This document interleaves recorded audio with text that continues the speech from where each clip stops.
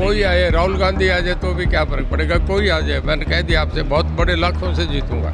शहजा क्या है, कभी यहाँ रही नहीं, उसका कोई लेना देना नहीं, यहाँ उसका मकान नहीं, यहाँ उसकी जमीन नहीं, क्या लेना देना है उसका। पहले 2 बार लड़ी, जन हारी है ना बुरी तरह। 87 में लड़ी, उसके बाद फिर वो 89 में लड़ी, दोनों बार बहुत बुरी तरह लाख वोट से हारी है। ये तो एक तरफा इलेक्शन है, अंदाजा नहीं था कि ऐसा भी होगा। ये 77 में ऐसी वेव थी जो आज देख रहे हैं।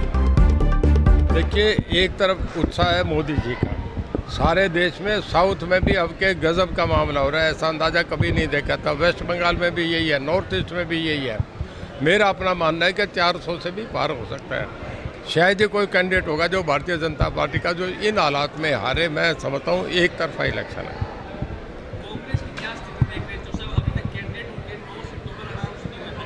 कांग्रेस में तो मजाक हो रहा है, कोई कैंडिडेट ही नहीं खड़ा हो रहा है। हुड्डा साहब कहता है भाई मेरा तो बेटा लड़ेगा, और कहता है सुरजेवाड़ा लड़े, शैलजा लड़े, और आपका ये क्या नाम किरण चौधरी ये चुनाव लड़े। वो मजाक कर रहे हैं कि इन्हें फंसाने का काम रहे। वो जानता है कि ये चुनाव लड़ेंगे तो ये हारेंगे, इस करके ये बातें कर रहे हैं। बड़े नेता चुनाव लड़ क्यों नहीं रहे हैं सर? सब क्या लड़ रहे हैं? बीजेपी से डर लग। उन्हें पता है कि मोदी साहब का इतना बड़ा कंडा, हारेंगे जमानते जब तक। उन्हें अपने कैरियर का आगे फिक्र हो रहा है कि आगे विधानसभा में क्या होगा। चर्चा चल रही है कि कुमारी शैलजा है वो चुनावी मैदान में उतरेगी, आपको क्या लगता है? पहले 2 बार लड़ी, जन हारी है ना बुरी तरह। 87 में लड़ी, उसके बाद फिर वो 89 में लड़ी, दोनों बार बहुत बुरी तरह लाख वोट से हारी है। शहजा क्या है, कभी यहाँ रही नहीं, उसका कोई लेना देना नहीं, यहाँ उसका मकान नहीं, यहाँ उसकी ज़मीन नहीं, क्या लेना देना है उसका। अशोक तंवर जी की यहाँ कोठी है, उसकी कोठी है क्या? यहाँ कोई उसका एड्रेस है क्या? कोई पता है, दिल्ली में रहती है, कभी आई नहीं।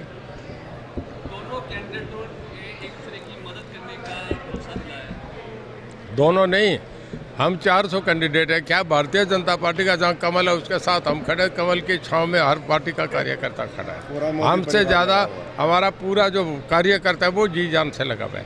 मैंने संयोग है, पिछली बार आप दोनों कांग्रेस में कर रहे थे मेहनत, और आप भी वोट मांग रहे थे। नहीं, ये परमात्मा जगह जगह बैठाता है। देखिए, अब कांग्रेस रही नहीं, खत्म हो रहा है, सब पार्टी खत्म हो गई, एक पार्टी बन गई भारतीय जनता पार्टी।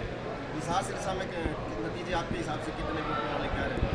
देखिए, अभी तो इलेक्शन नॉमिनेशन फाइल होंगे, सामने कैंडिडेट हिसार में कौन आएगा, यहाँ कौन आएगा, ये अभी नहीं कह सकते। पर आप ये मान के चलें कि लाखों की लीड है, यहाँ भी वहाँ भी। ब्रजेंद्र सिंह की चर्चा चल रही है कि वहाँ से हिसार से ब्रजेंद्र सिंह लड़ेंगे। कोई आए, राहुल गांधी आ जाए तो भी क्या फर्क पड़ेगा, कोई आ जाए। मैंने कह दिया आपसे बहुत बड़े लाखों से जीतूंगा। कांग्रेस की उम्मीदवारों की देरी क्या नुकसान पहुंचा सकती है? नहीं नहीं, देखिए, मैं आपसे बताऊं, जब एक अंग्रेजी का शब्द है stormy petrol of Indian politics. European अखबार ये लिखता है कि जब एक समुद्र में जब तूफान आता है ना, तो एक पक्षी उड़ के आता है।